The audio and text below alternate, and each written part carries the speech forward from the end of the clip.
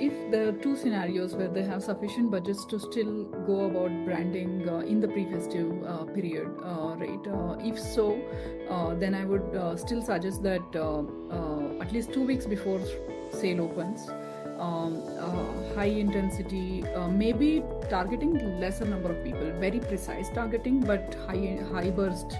Not high burst from a reach point of view, high frequency campaign that can go live on a smaller reach, right? And then milk that same cohort. Hopefully, that same cohort is on the retail media.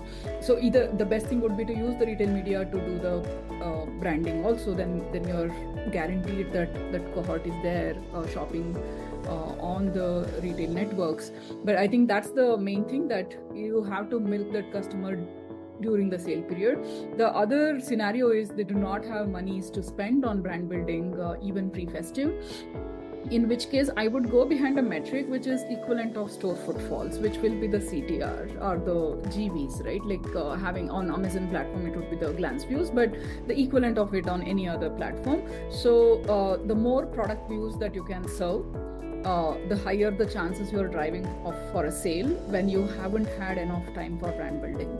So pick the select few SKUs, as my panelists were saying. Do not go behind an entire range of products, your top selling products, and just increase the product views for those few select products.